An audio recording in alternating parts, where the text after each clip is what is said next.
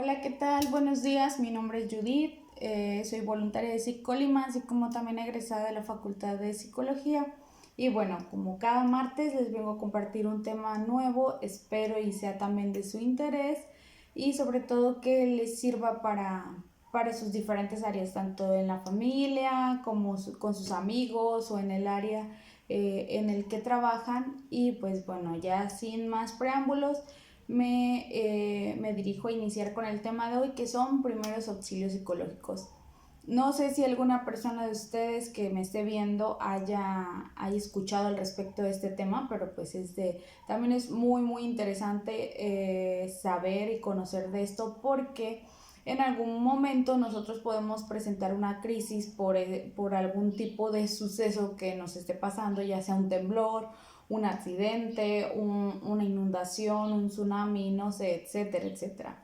Entonces, pues los primeros auxilios psicológicos son un apoyo que brinda otra persona con el fin de apoyar a esa persona que ha sido afectada recientemente por un acontecimiento o agente perturbador por medio del cual se le facilitan ciertas acciones que pueden llegar a calmar la crisis que está teniendo esa persona.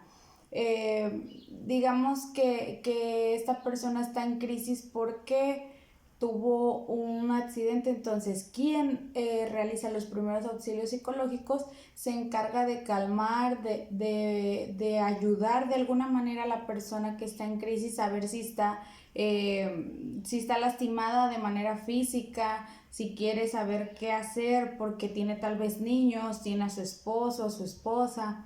Entonces, ayudarle a que realice ciertas acciones, pero de una manera un poco más calmada, sin estar alterada. Entonces, todo eso ayuda de alguna manera los primeros auxilios psicológicos. Ayuda a tener alternativas frente al evento que está sucediendo y también a minimizar la incidencia de las patologías. En este caso, pues una persona cuando tiene una crisis, pues entra en un estado de ansiedad y empieza a tener muchos síntomas físicos que probablemente desconozca y eleve mayor su ansiedad. ¿Por qué? Porque una persona que no sabe lo que es tener un ataque de ansiedad o de pánico, puede sentir que se está muriendo, puede sentir síntomas de que le va a dar un infarto. Entonces eso aumenta o eleva el nivel de ansiedad. Entonces, dentro de los primeros auxilios psicológicos, que es lo que les estoy hablando el día de hoy, hay cosas o hay puntos, características que se consideran dentro de lo que es un primer auxilio psicológico y dentro de lo que no es. Entonces, los primeros auxilios psicológicos son atender las necesidades básicas de la persona, es decir, saber si está bien, si no está cortado, si necesita agua, si no está herido de la cabeza, etcétera, etcétera. También es utilizar la escucha activa, es decir, escuchar a la persona que está teniendo una crisis. ¿Por qué? Porque es la forma en que a lo mejor te vas a dar cuenta y vas a entender qué es lo que necesita la persona por medio de lo que estás escuchando y de lo que estás viendo. Reconfortar y calmar, brindar apoyo práctico, evaluar las necesidades y preocupaciones inmediatas de la persona. También ayudar a acceder a información, servicios de apoyo social. A lo mejor la persona quiere hablar en ese momento con un familiar, entonces brindarle un teléfono o brindarle algo que le permita comunicarse con sus familiares para que pues asistan al evento, o de igual manera saber ella que están bien sus familiares, como en el caso de los sismos, que es muy común que a veces se cae la red y entonces tienes familiares en diferentes áreas del estado y no sabes a veces cómo comunicarte con ellos y es una preocupación muy grande. Entonces, protegerlo también de las posibles amenazas es otra de las características que se considera parte de los primeros auxilios psicológicos. Reducir los factores de riesgo en el desarrollo de trastornos mentales es parte de él. También apoyar tanto a niños como a adultos, es decir, no hacer una diferencia. aplicarla en espacios comunitarios o donde ocurrió el evento. Es decir, los primeros auxilios psicológicos se dan en el lugar de los hechos. No es que lleves a la persona a un consultorio o a un espacio, porque no, es la atención inmediata, es la primera atención que se le da a la persona después del suceso que ocurrió. También lo puede realizar cualquier persona, o sea, no es necesario que un profesional, un psicólogo lo aplique, porque puede haber personas que estén capacitadas y que hayan tomado cursos respecto a lo que son los primeros auxilios psicológicos, y entonces pues bueno, ya de ahí también tiene las habilidades para realizarlo. Atender a toda persona que lo necesite y lo solicite, que muestres niveles altos de angustia, es decir, no porque la persona no te lo haya solicitado o no porque la persona la veas de escasos recursos debes de limitarte a atenderlo. O sea, es cualquier persona que tú veas que está en crisis es a la que debes de atender. Ahora vamos a pasar a lo que no es un primer auxilio psicológico o primeros auxilios psicológicos. No es algo que afecte a todas las personas.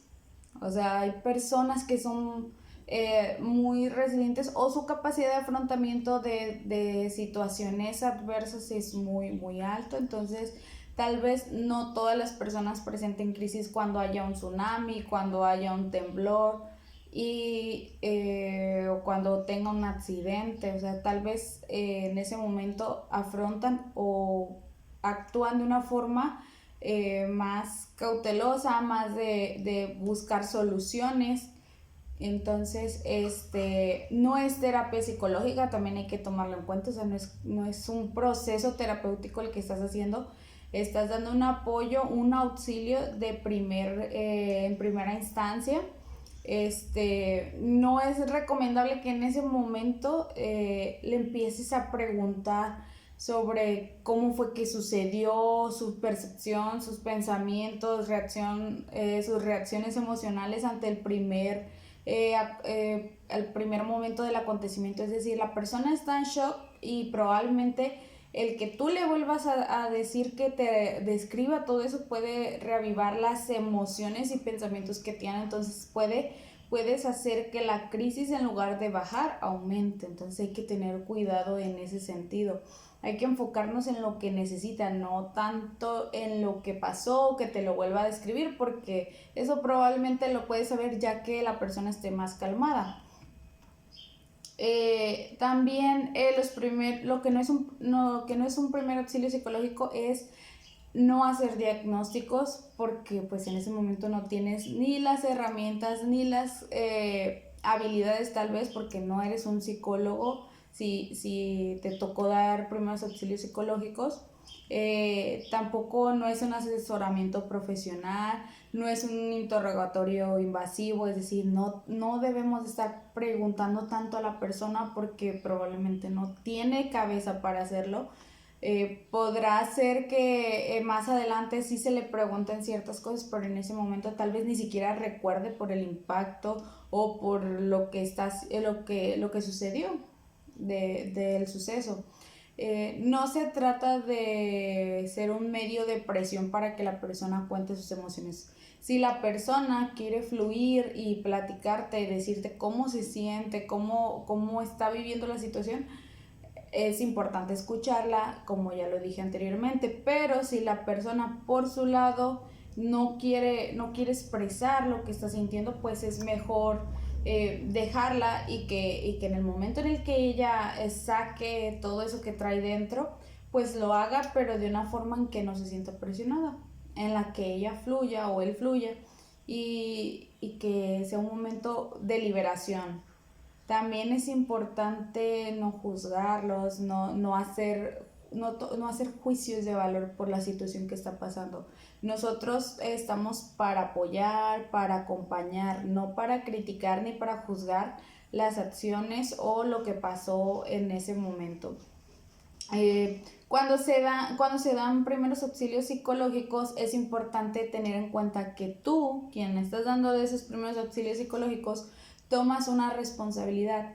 una responsabilidad de ayudar al otro, que es importante tomar en cuenta actuar con respeto hacia la otra persona, cuidar su integridad, promover la seguridad de esa persona, ya sea del niño, del adolescente, del adulto o del adulto mayor, la dignidad de la persona y los derechos de esa persona, o sea, no violentar esos derechos de la persona es algo muy muy importante porque va a determinar cómo va a responder después de este suceso traumático.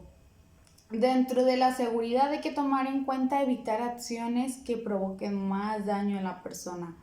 Es decir, buscar tratar de sacarlo de esas áreas donde si está están en una situación de un sismo, pues buscar un área segura para esa persona y su familia. Si estuvieran en una situación de inundación, pues lo mismo, en un choque igual.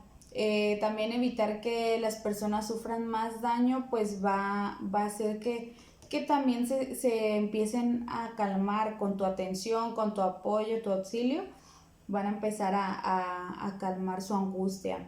En cuestión a dignidad, pues no discriminar, o sea, no enfocarnos a ver qué tiene la persona o si es de clase baja, de clase media, de clase alta, si es moreno, si es güero, si es famoso o no famoso.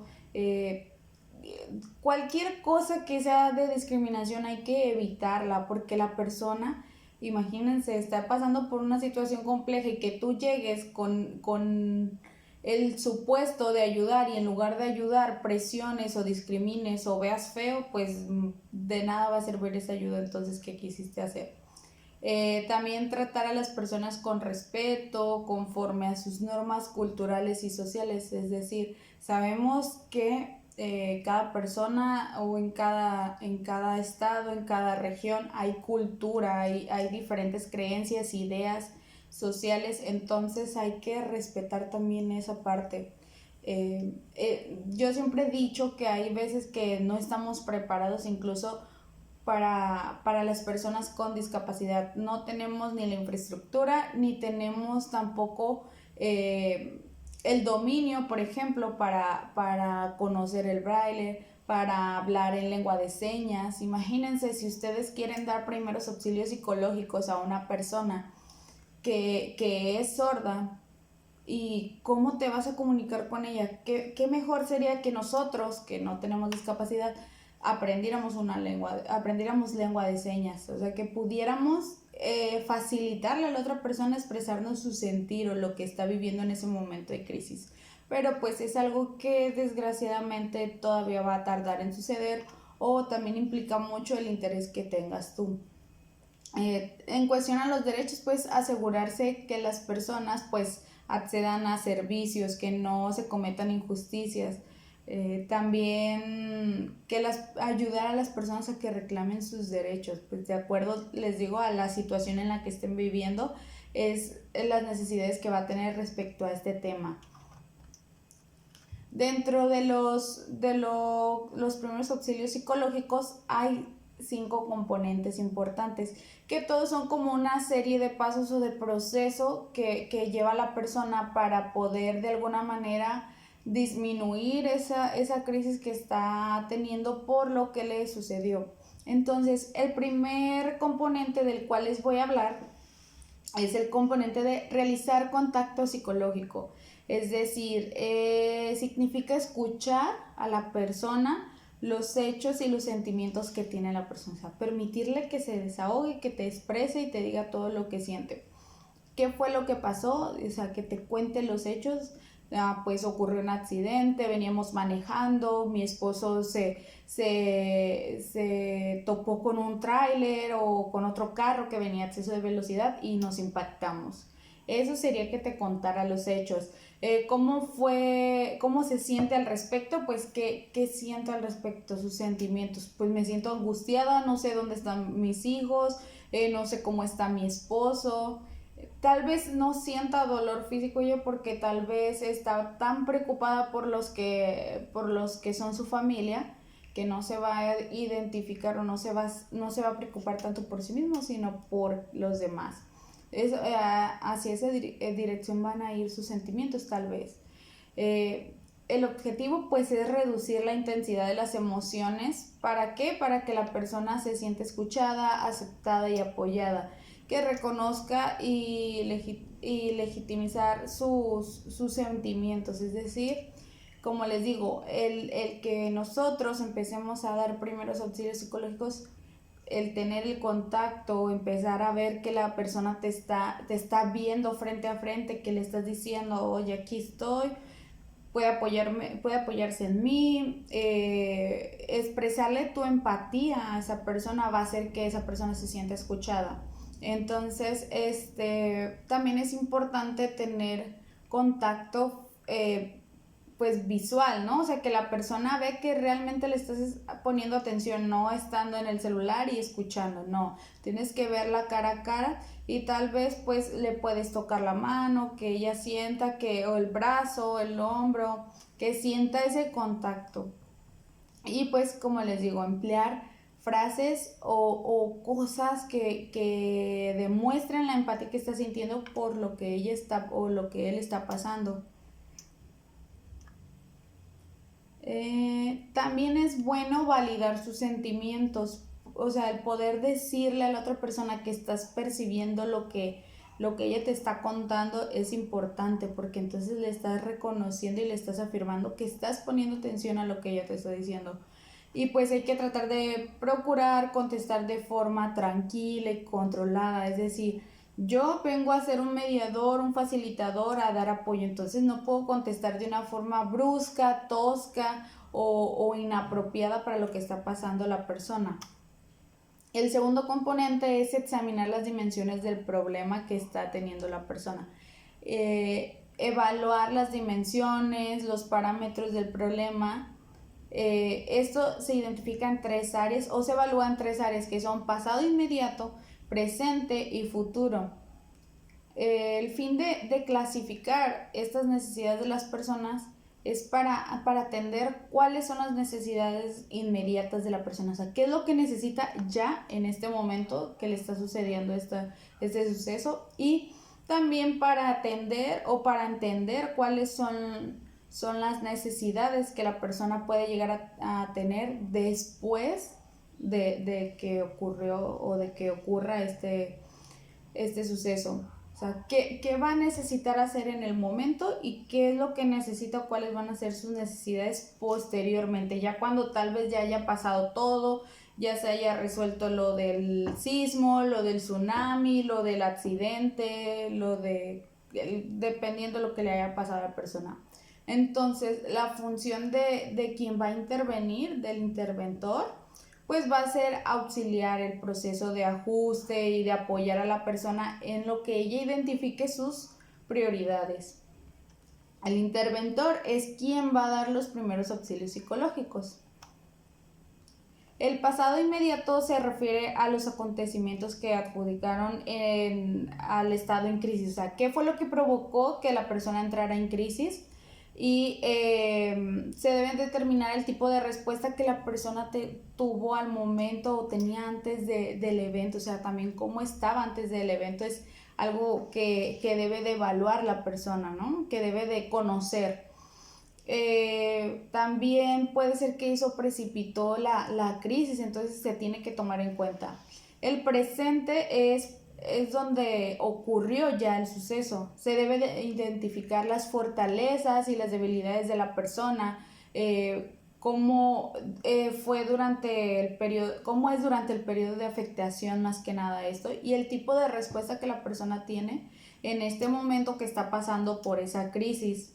También es importante identificar los daños físicos en el momento, en el presente, que si está cortada tal vez de las cejas, si tiene raspones, alguna fractura, un golpe en la cabeza, no sé, cualquier daño físico se debe de identificar para poder llevarse a atender a la persona. Entonces es importante, como les digo, que el interventor identifique qué fue lo que pasó en ese momento, o sea, qué fue lo que sucedió. ¿Por qué? Porque ya hubo, si se fijan, bueno, o escuchan, ya hubo un proceso antes de este segundo paso, de este segundo componente, ya hubo un momento en el que se le permitió expresar sus sentimientos, en los que tal vez sacó muchas cosas, entonces ya está un poco más calmada la persona y ya permite que se pueda interactuar con mayor facilidad. En el futuro se va a indagar las dificultades que podría tener en la persona o en su familia esta crisis que tuvo. El tercer componente habla de explorar las soluciones posibles. Entonces aquí se va a identificar las posibles soluciones que hay para esas necesidades detectadas previamente. O sea, que nosotros como interventores vamos a identificar las necesidades que tiene inmediatas y también futuras. Pero ahora, ¿con qué posibilidades cuenta la persona? Eso es lo que debemos enfocarnos en el tercer componente. Se deberá conducir a la persona a generar alternativas y realizar análisis de estas mismas. O sea, ¿qué puede hacer ella ante estas situaciones que tiene, ante estas necesidades? ¿Qué soluciones hay? Pero también evaluando qué beneficios y consecuencias le trae consigo. Preguntar por aquellas acciones que intentó, promover que la persona haga algo. Eso es también importante porque así le va a permitir disminuir su crisis. El hecho de que la persona sienta que está realizando algo, tal vez se puede llegar a sentir útil y decir, bueno, ya cuando pase toda esta situación, la persona diga, yo actué de esta forma, me sirvió mucho poder ayudar. Como cuando ocurre un sismo, ustedes saben que las personas, a pesar de que están en un momento de crisis, llega un punto en el que dicen tengo que ayudar, entonces comienzan a moverse, comienzan a sacar a la gente, a reunirla, a buscar lugares seguros, a buscar alimentos, bebidas para que las personas puedan tomar, a buscar medicamentos. Entonces las personas comienzan a moverse y eso les permite que ya no se centren tanto en la situación como tal que les genera ansiedad, sino más bien en actuar, en pensar en qué soluciones puedo hacer para lo que nos está pasando en este momento. Entonces, al momento en que la cabeza empieza a trabajar en cosas, en moverte, en hacer, no le vas a dar chance a la ansiedad de que aumente.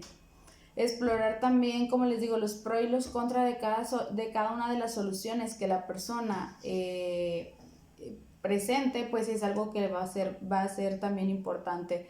Resumir y categorizar las alternativas adecuadas a las necesidades inmediatas y examinar los obstáculos en la implementación de un plan particular. Entonces, todo esto va en función de lo que el interventor va a ayudar a la persona que está teniendo esa crisis. Entonces, vamos con el cuarto componente, que es ayudar a tomar una acción concreta. Entonces, ya pensé y ya analicé las soluciones que puedo tener para lo que necesito. Entonces, ahora, ¿cómo voy a tomar una acción ya en concreta para lo que necesito?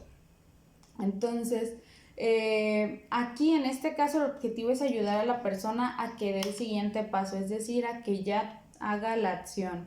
Derivado de todas estas circunstancias que le rodearon, pues ya tiene que tomar acciones porque pues no se puede quedar en el lugar donde está. Entonces la actitud o la función que va a tener el interventor en este caso es de acuerdo a dos escenarios posibles que se presentan. Una puede ser la actitud del facilitador, que favorece el afrontamiento de la persona por sí misma, es decir, la persona todavía es capaz de realizar cosas, es capaz de moverse, tal vez no esté tan herida físicamente, no tenga tantas contusiones, entonces se puede mover, puede caminar, puede dentro de su crisis todavía piensa en ciertas cosas y quiere hacer acciones, ¿no? Entonces, aquí el papel del interventor es de escuchar, dirigir la discusión, de escuchar y brindar un consejo, de establecer un contrato verbal con la otra persona. Es decir, que la persona sepa que aquí está un facilitador o un interventor, pero que quien tiene que hacer principalmente las cosas es ella, ¿no? O sea, la otra persona va a estar orientándola, va a estar ahí escuchándola, pero ella también ya empieza a hacer como lo que necesita para cubrir sus necesidades inmediatas. Pero por el contrario hay otro escenario en el cual el interventor toma una actitud directiva, donde el afrontamiento se realiza bajo la guía y el acompañamiento del interventor, por lo que se debe de considerar ciertos aspectos. Es decir, aquí la persona tal vez por X o Y razón se encuentra lesionada y no es capaz de poder actuar, o tal vez pierde la conciencia en ciertos momentos. Entonces, quien dirige, pues es el interventor. Aquí se debe de pedir también hasta cierto punto un acuerdo en el cual los involucrados acepten que el interventor acuda y atienda parte de las necesidades, o sea, es decir, que él sea el que dirija o tenga esa actitud de director. Y pues en este caso, por ejemplo, si ocupan una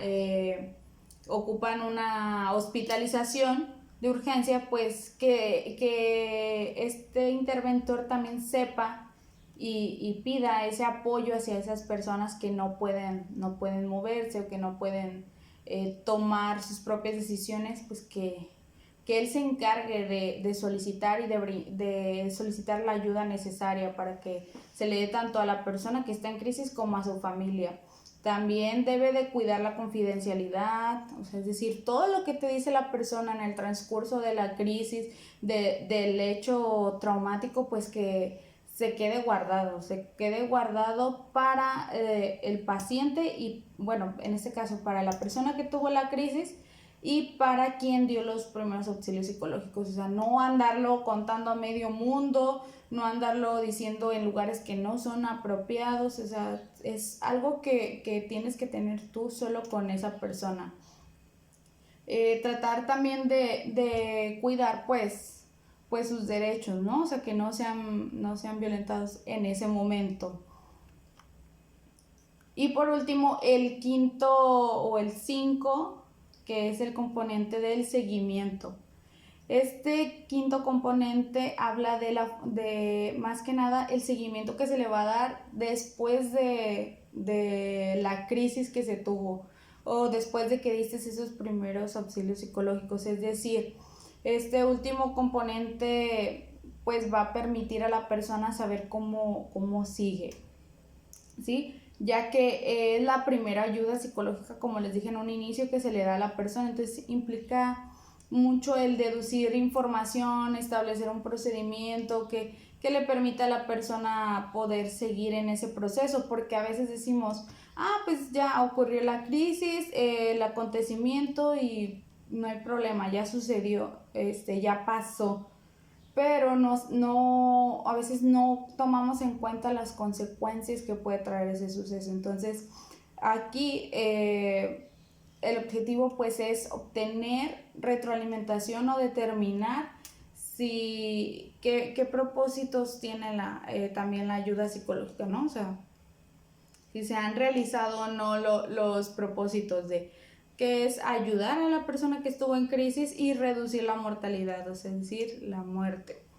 Entonces, en este caso, aquí como se va a hacer esa retroalimentación, la función que va a tener el interventor es de especificar el procedimiento a seguir en la persona, o sea, realizar el contacto, decir si se va a realizar una nueva reunión, si va a ser por teléfono, si va a ser presencial, en qué fecha, hora, lugar, con quién se va a realizar la reunión.